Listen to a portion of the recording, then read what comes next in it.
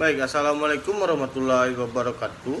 Perkenalkan, saya Alvin Dwi Payulan, NIM 19002036 dari jurusan Administrasi Pendidikan Universitas Negeri Padang. Di sini saya akan menjelaskan tentang manajemen pengelolaan usaha.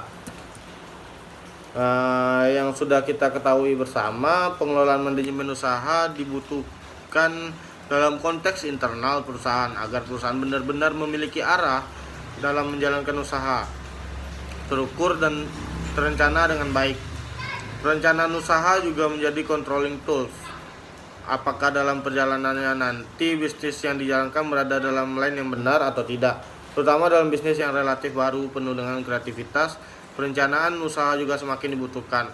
Ada beberapa manfaat yang diperoleh dari pengelolaan usaha, antara lain yaitu memilih bisnis yang feasible untuk dijalankan berdasarkan studi kelayakan yang dilakukan.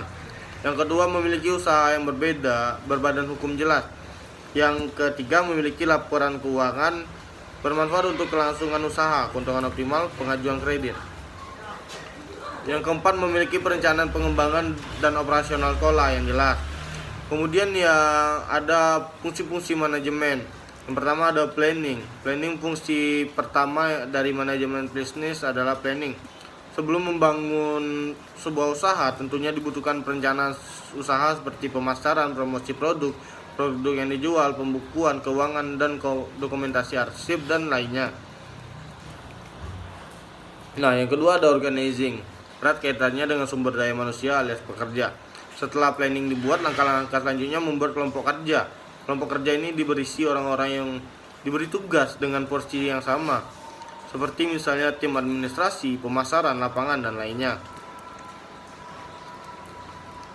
Yang ketiga ada staffing. Staffing mencakup seluruh sumber daya yang dimiliki perusahaan seperti mesin, bahan baku, sarana pendukung, dan lainnya.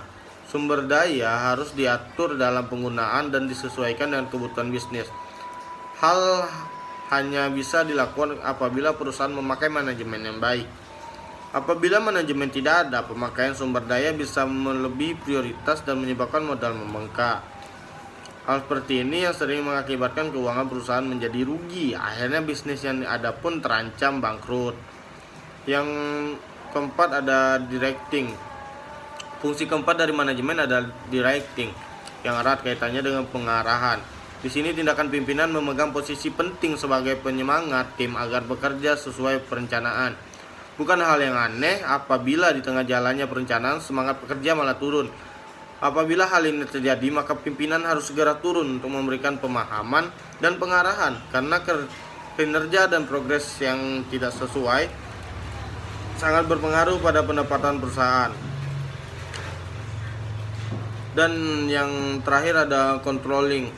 Controlling merupakan pengawasan apakah sistem kerja telah dilaksanakan dengan sesuai atau tidak. Dengan controlling akan terlihat poin-poin penting yang harus dievaluasi dan dicatat. Sekaligus juga dapat terlihat hambatan-hambatan yang ada. Controlling tidak harus dilakukan langsung oleh pimpinan, tapi juga bisa oleh ketua tim. Berdasarkan laporan tersebut, pimpinan bisa mengambil langkah yang diambil untuk perencanaan berikutnya. Kemudian yang terakhir ada manajemen pengelolaan usaha. Itulah tadi manajemen pengelolaan usaha yang telah saya jelaskan. Apabila ada kekurangan mohon dimaafkan. Wabillahi taufik wal hidayah. Wassalamualaikum warahmatullahi wabarakatuh.